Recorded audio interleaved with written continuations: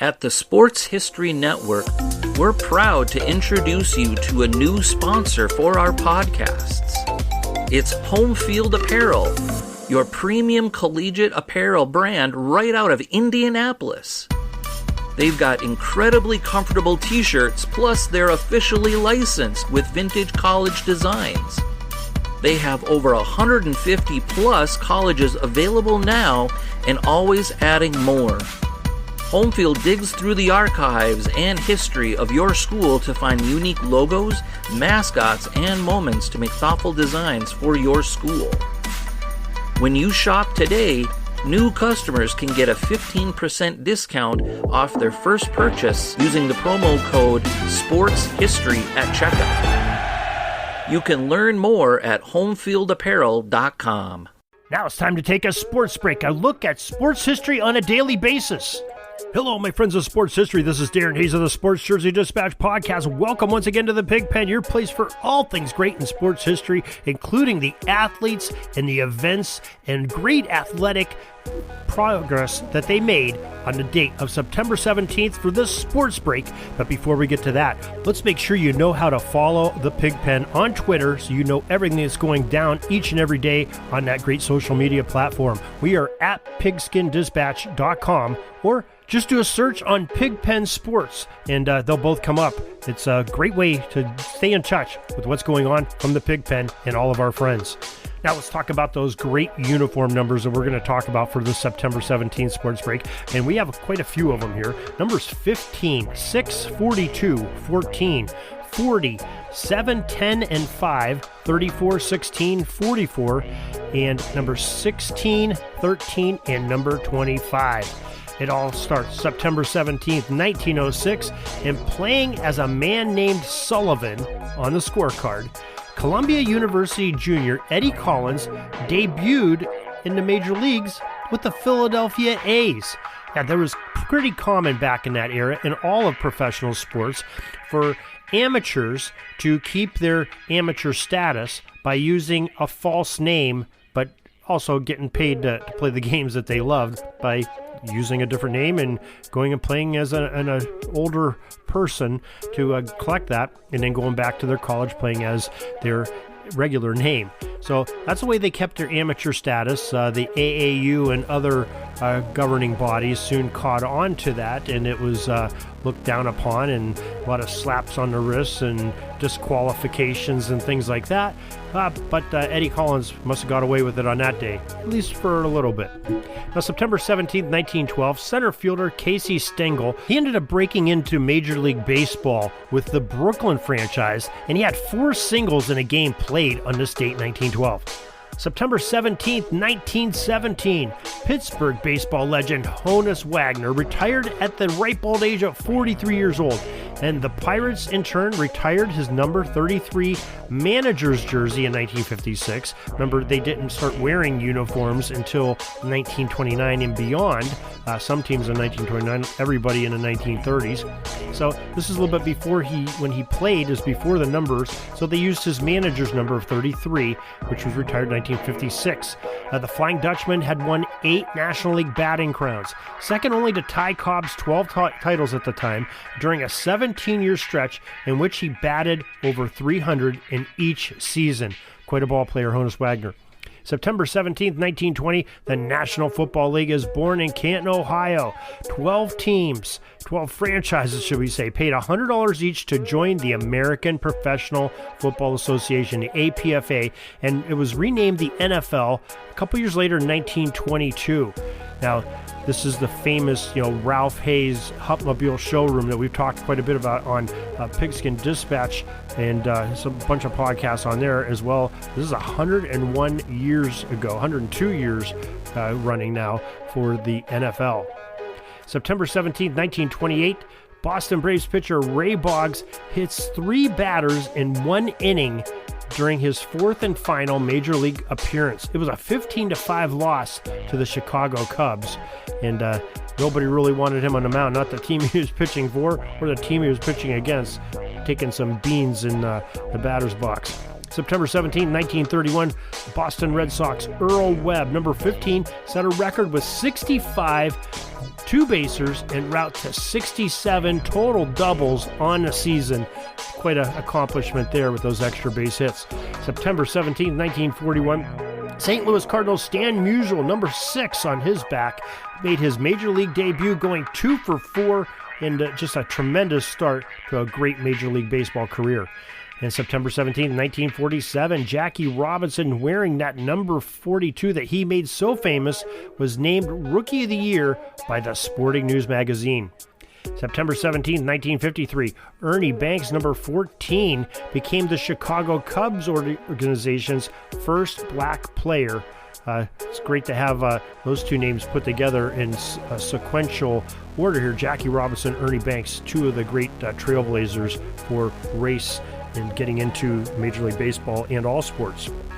Opened up some great doors. September 17, 1955, future Major League Baseball Hall of Fame Baltimore Orioles number 40, Brooks Robinson, goes 2 for 4 in his very first game in the majors. September 17, 1956, the New York Yankees clinched the organization's 22nd pennant off of number 7, Mickey Mantle's 50th home run of that year. September 17, 1961, the Minnesota Football Organization's Fran Tarkenton, number 10, played his first NFL game against the Chicago Bears, coming off the bench to lead the Vikings to a 37-13 victory, starting that legendary career, also becoming the only quarterback to throw 4 touchdown passes in his first career game. That's quite a feat there to have coming off the bench, throw 4 TDs in a partial game against a very good Chicago Bears defense, normally and traditionally. A big rivalry game. Wasn't so much at that point because Minnesota was just starting off their franchise, and Fran Tarkenton starting off his brilliant career. Of course, he did get traded to the Giants, played a few years there, and then ended up coming back with Bud Grant. We have a great story that on Pigskin Dispatch under our Bud Grant Do an Earl to Go search. You can do it on Pigskin Dispatch or on JerseyDispatch.com. Go in that search box and put in Bud Grant. You'll see a great story on Fran Tarkenton there with Bud Grant. September 17, 1964, the New York Yankees' Mickey Mantle, number 7, gets career hits 1999, 2000, 2001, and his 450th home run in a 6-2 victory over the LA Angels at New York's ballpark, the Yankee Stadium. September 17, 1979, the Kansas City Royals number 5, George Brett, became the 6th Major League Baseball player to have 20 doubles, triples, and home runs in a season. Wow, that's a lot of extra bases. September 17, 1981, Fernando Valenzuela, number 34 of the LA Dodgers, set a National League rookie record with his 8th shutout of the season. Remember that magical season of Fernando Valenzuela with the Dodgers in 1981. Brilliant pitching performance. September 17th, 1984, Dwight Gooden, number 16. Speaking of brilliant pitchers, he tied a record of 32 strikeouts in consecutive games, and 84 was his rookie season. 2 good ones on the mound in the National League. September 17, 1984, California Angels slugger Reggie Jackson, number 44, became just the 13th Major League Baseball player to hit 500 career home runs. Sounds weird to say Reggie Jackson, California Angels, but he did play a few years there near the end of his career. September 17, 1996, the LA Dodgers pitcher Hideo Nomo, number 16, tossed a beautiful no-hit performance against the Colorado Rockies. It was a 9-0 Dodgers victory at Coors Field there in the mountains. September 17th, 2000, Dan Marino, the great legend, number 13's jersey, was retired by his former team, the Miami Dolphins. And September 17, 2004, the San Francisco Giants outfielder Barry Bonds, number 25, hit his 700th career Major League Baseball home run off of San Diego's number 44, a very good one, in Jake Peavy. Quite an accomplishment for Bonds. So that is our sports break, our sports history for this September 17th. Thank you for joining us once again. Remember, in the meantime, you want more sports history? Go to sportshistorynetwork.com, pigskindispatch.com, and jerseydispatch.com, where all your sports history is there and ready for you 24 hours a day, 7 days a week, 365 a year. Till tomorrow, everybody, have a great sports history day. Sorry, but my pitching coach just called timeout and he's coming out to the mound. I think I'm going to get yanked for a reliever. We'll see you back tomorrow for some more great sports history on Sports Jersey Dispatch Podcast. We invite you to check out our websites, jerseydispatch.com and pigskindispatch.com. Not only see the daily sports history, but to experience the preservation of great events and people that play the games. Find us on Pigskin Dispatch. It's also on social media outlets of Facebook, Twitter, Instagram, and don't forget the Pigskin Dispatch YouTube channel to get all your daily sports history. Pigskin Dispatch is happy to be associated with the Sports History Network, the sports headquarters of yesteryear, found at sportshistorynetwork.com. This podcast is part of the Sports History Network, your headquarters for the yesteryear of your favorite sport. You can learn more at sportshistorynetwork.com.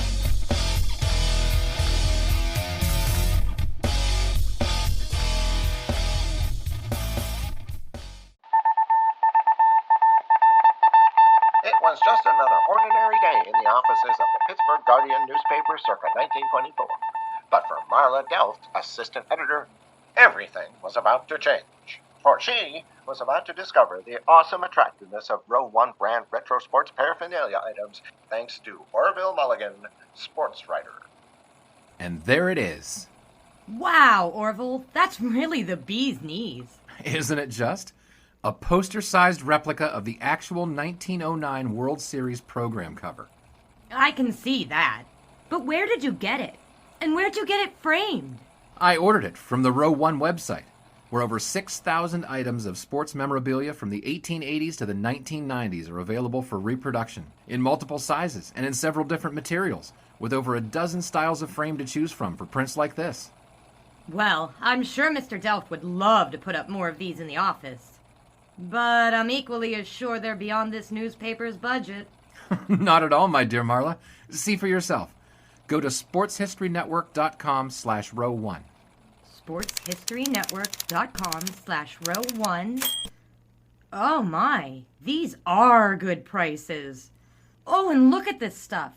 Oklahoma-Nebraska football, college basketball art, Michael Jordan items. And so retro it was that sports Marla Delft advertisement discovered the placards. splendiferous magic of Row 1 sports memorabilia, arts, and prints. You can too by visiting sportshistorynetwork.com/row1. That's ROW1 today for access to the full Row 1 catalog of gallery prints and gifts like t-shirts, long-sleeve shirts, telephone cases, coffee mugs, blankets, pillows, towels, and even shower curtains.